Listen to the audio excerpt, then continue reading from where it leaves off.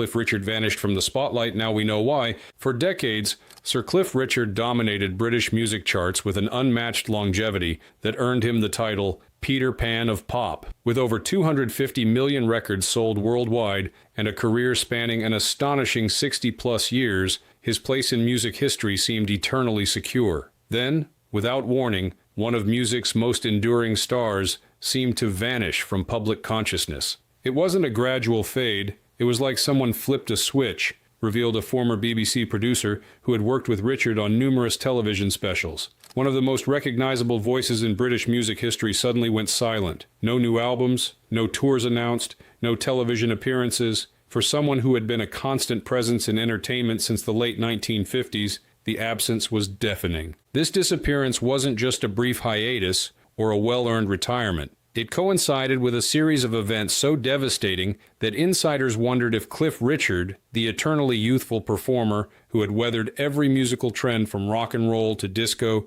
to electronic pop, might never return to public life again. Today, we're exploring the shocking truth behind Sir Cliff Richard's mysterious disappearance from the spotlight, a tale of betrayal, legal battles, and personal trauma that drove one of music's most enduring stars into seclusion. The real story involves not just personal struggles, but a systemic failure that nearly destroyed both his legendary career and his health. But first, let's explore the extraordinary position Cliff Richard occupied in music history before his sudden disappearance, and why his absence created such a conspicuous void in the entertainment world.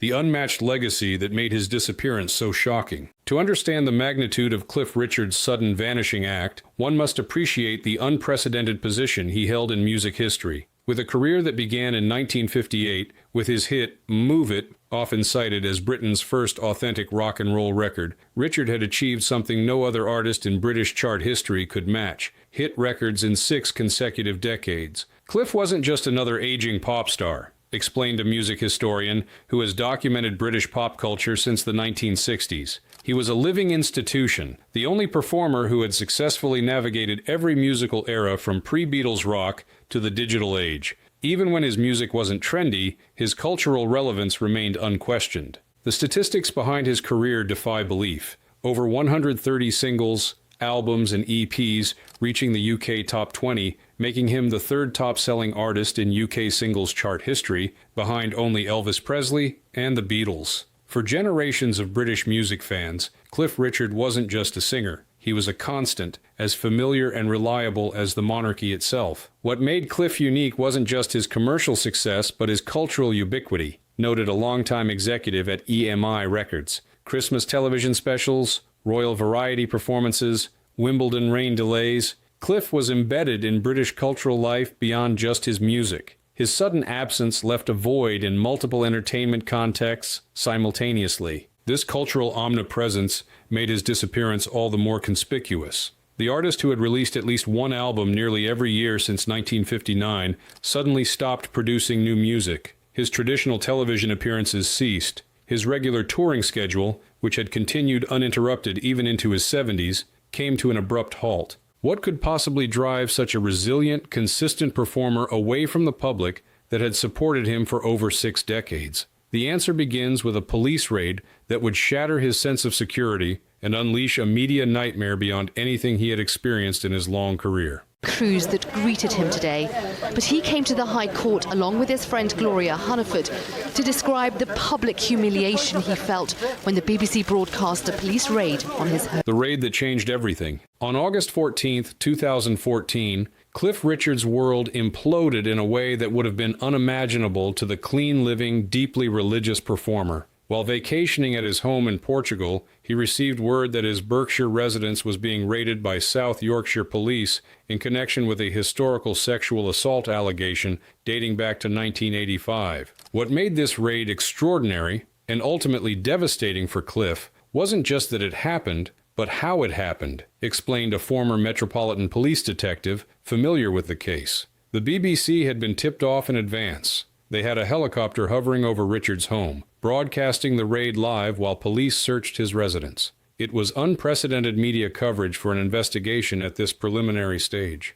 This extraordinary breach of standard police procedure turned what should have been a confidential investigation into a global media spectacle. Before Richard had even been interviewed by police, let alone charged with any crime, his home was being shown on live television, with commentators speculating about the allegations in real time. Imagine learning that your home is being raided not from the police, but from friends calling to tell you they're watching it happen live on television, said a longtime friend of the singer. Cliff described it as feeling like he was being hung out to dry before any proper investigation had even begun. The presumption of innocence, which is supposed to be the foundation of justice, was shattered in an instant. The immediate impact on Richard was severe. According to those close to him, he suffered physical symptoms of shock, including uncontrollable shaking, insomnia, and rapid weight loss. The performer, who had maintained remarkable health and energy into his 70s, suddenly appeared frail and diminished. It wasn't just the allegation itself,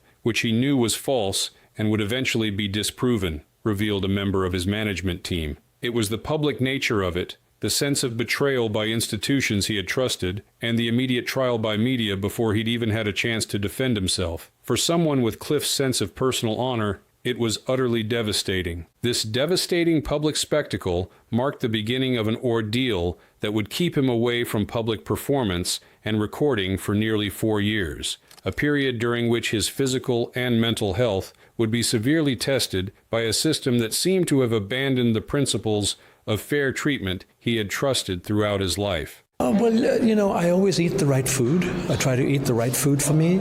And today I went into the gym for 45 minutes, a little bit. Not to lose weight. I don't want to lose weight. I'm already slim.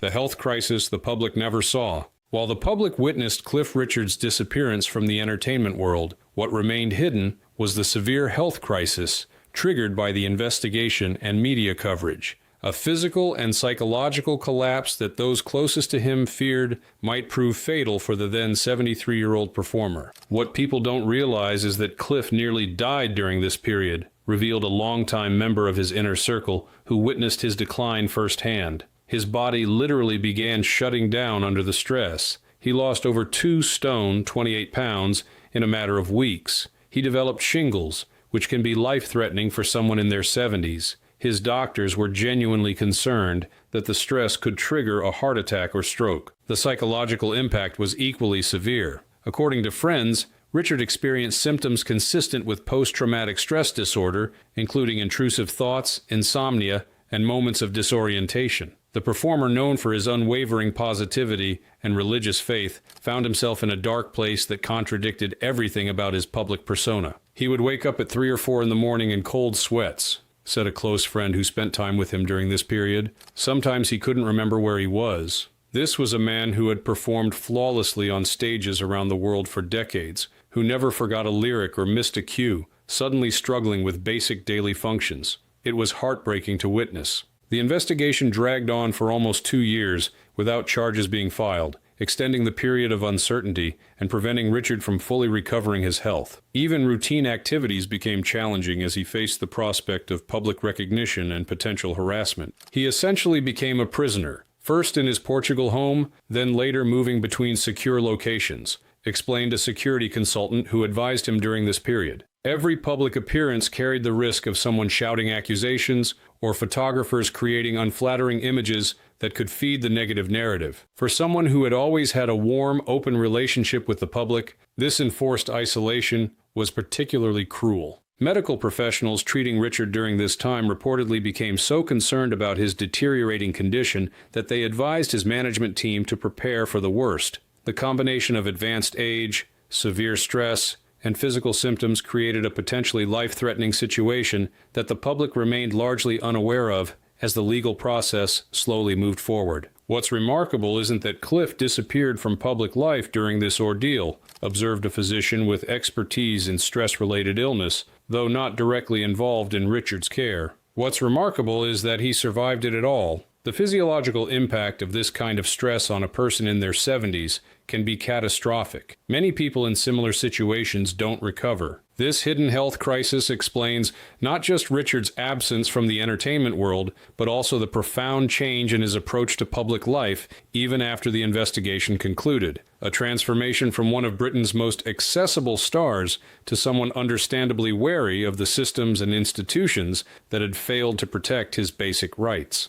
In a way, I still feel tarnished because insufficient suggests that maybe there's something. The financial devastation few people understand. Beyond the severe health impact, Cliff Richard's ordeal unleashed a financial tsunami that few people fully appreciate. Costs so substantial that they threatened the security of even a performer of his legendary success. The combination of legal expenses, canceled opportunities, and career damage created losses estimated to exceed £10 million. The public assumes that someone with Cliff's track record must have unlimited resources, explained an entertainment industry financial advisor familiar with cases of this nature. But the reality is that defending yourself against allegations at this level, especially when the entire apparatus of the police and media is involved, creates astronomical costs that would strain even the most successful artists' finances. Richard's legal representation alone during the 2-year investigation reportedly cost over £3 million.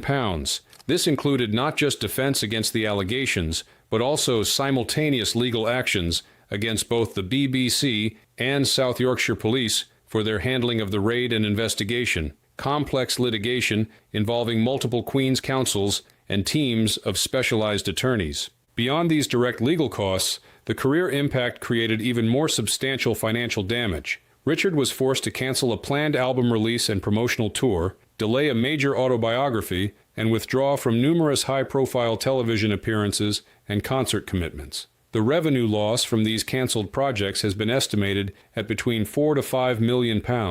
There were also significant costs that can't be precisely quantified, noted a music industry executive who has worked with multiple artists facing public relations crises. The damage to his streaming numbers, the decline in back catalog sales during the investigation, the canceled endorsements and appearance fees, these represent millions in lost income that are harder to calculate precisely, but no less real. Perhaps most significantly, Richard's real estate holdings, which represented a substantial portion of his net worth, were severely impacted by the events. His Berkshire apartment, which had been the subject of the televised raid, proved effectively unsellable due to its association with the case. Richard was eventually forced to sell the property at a substantial loss, reportedly accepting over £800,000 below its pre-raid market value. The financial impact goes beyond just the immediate costs, explained a wealth manager who specializes in advising entertainment figures. Cliff was in his 70s, a time when most people are focused on financial security and legacy planning. Instead, he was forced to liquidate investments,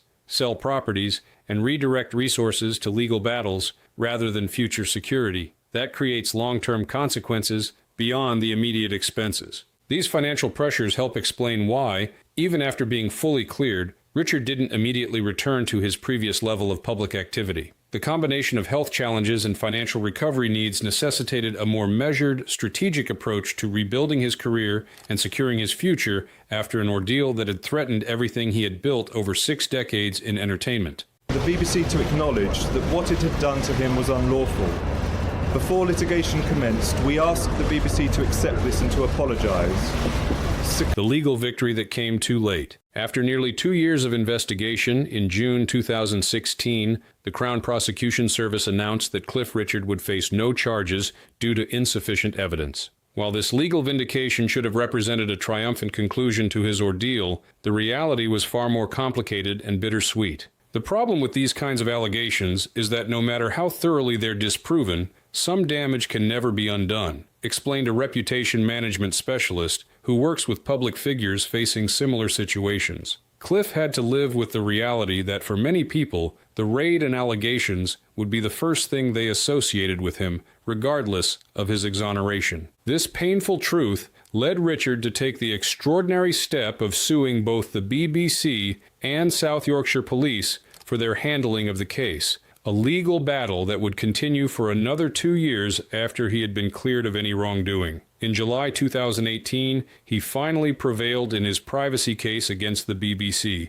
with Justice Mann ruling that the broadcaster had infringed on his privacy rights in a serious and sensationalist way. The court victory was vindicating but exhausting, revealed a person close to the legal proceedings. Cliff had to relive the entire traumatic experience through depositions, testimony, and cross-examination. Even winning carried an emotional cost that extended the recovery period and further delayed his return to normal professional activities. The financial compensation, while substantial at £2 million including legal costs, represented only a fraction of his actual losses from the 4-year ordeal. More importantly, it couldn't restore the years of his career that had been irrevocably lost during a period when, already in his 70s, time was particularly precious. What people often miss about this case is that Cliff was in the later stages of his career when this happened, observed a music critic who has followed his work for decades. For a performer in their 30s or 40s, losing 4 years is significant but recoverable. For someone in their 70s, it represents a substantial portion of their remaining viable performing years. That's time and opportunity that can never be reclaimed, regardless of legal victories. The extended timeline of both the investigation and subsequent legal action explains why Richard's absence from public life lasted so long. By the time all legal matters were fully resolved in 2018, nearly 4 years had passed since the original raid, years during which he had largely disappeared from recording studios, concert venues, and television screens where he had been a constant presence for the previous 6 decades. This extended absence, combined with the ongoing stress of legal proceedings even after being cleared, created a profound shift in Richard's relationship with both his career and public life, a transformation that would become apparent as he cautiously began to re-emerge into the spotlight. Lee and Ricky Nelson and Buddy Holly and Gene Vincent. Yeah. I mean, wonderful, wonderful people They're that we the bad kind guys, of... weren't they? Yes, Yeah. and they're the influences that created us.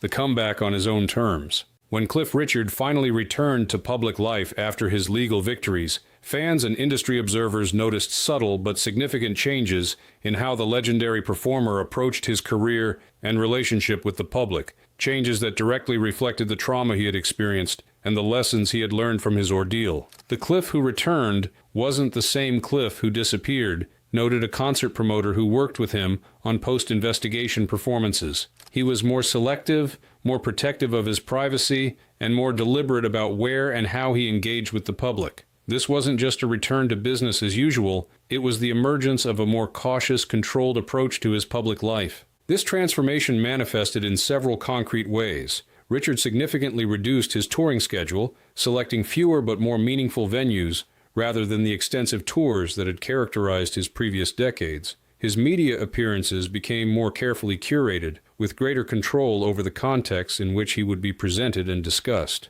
There was a fundamental shift in priorities, explained a longtime associate. Before the investigation, Cliff approached his career with remarkable openness and accessibility. Afterward, his well-being and peace of mind took precedence over commercial considerations or public expectations. He began making decisions based on what felt right and safe rather than what might be most profitable or promotional. Perhaps most notably, Richard became an outspoken advocate for legal reform surrounding privacy rights and the handling of investigations. His 2018 autobiography, The Dreamer, devoted significant attention to his ordeal and its broader implications for justice and media responsibility. What had been a private trauma became the foundation for public advocacy that added a new dimension to his legacy. What's remarkable about Cliff's comeback is that he refused to simply move on or pretend the ordeal hadn't happened, observed a media analyst who has studied celebrity privacy cases. He integrated it into his public identity, using his platform to highlight systemic problems that had affected him,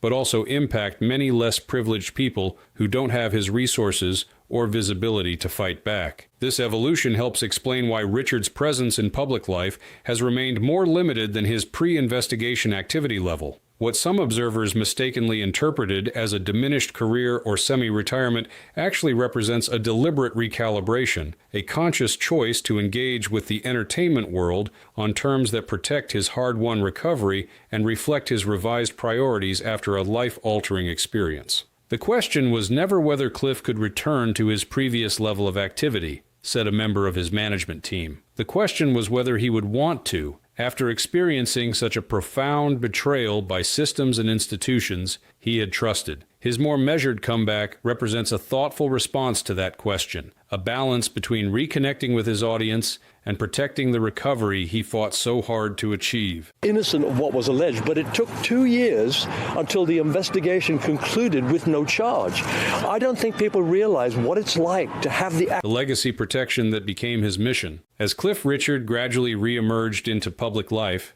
those close to him identified a new priority that had fundamentally altered his approach to his career: the protection and preservation of his musical and cultural legacy after seeing how quickly 6 decades of achievement could be overshadowed by unfounded allegations. The ordeal created an existential question for Cliff, revealed a longtime friend involved in his business affairs. If 60 years of positive contribution could be so quickly overshadowed by false accusations, what would his ultimate legacy be? This concern became a driving force in how he approached the final chapters of his career. This shift manifested in several concrete initiatives. Richard became more actively involved in archival projects preserving his musical catalog, including remastering classic recordings and curating retrospective collections that highlighted his artistic evolution across 7 decades. These projects gained a new urgency after he witnessed how easily public perception could be redirected by forces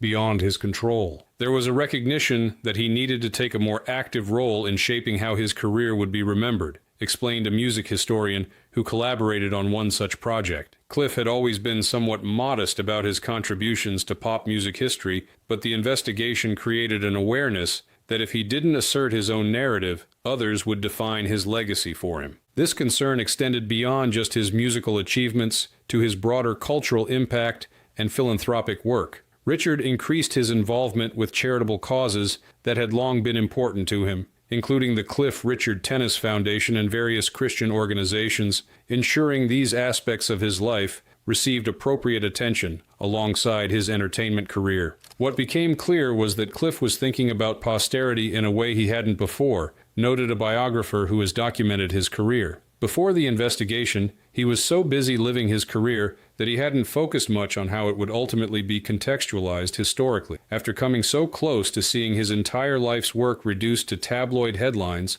legacy preservation became a primary focus. This legacy concern helps explain why, even after his legal vindication, Richard has been selective about new musical projects and public appearances. Rather than simply returning to previous patterns of activity, he has prioritized quality over quantity, focusing on performances and air recordings that reinforce the aspects of his career he most wants to preserve for future generations. Every appearance, every interview, every new recording is now viewed through the lens of, how does this contribute to the complete picture of my life's work, explained an associate involved in his current projects. That's a fundamentally different approach than the constant activity that characterized most of his career, but it reflects a hard-earned wisdom about how quickly public perception can change if you don't actively manage your own narrative. This evolution provides the final piece of understanding about why Cliff Richard seemed to vanish and why his return has been measured and strategic rather than immediate and comprehensive. His disappearance wasn't just about recovery from trauma or legal battles. It reflected a profound reassessment of his relationship with fame and a determination to ensure that his complete legacy would ultimately transcend the darkest chapter of his public life.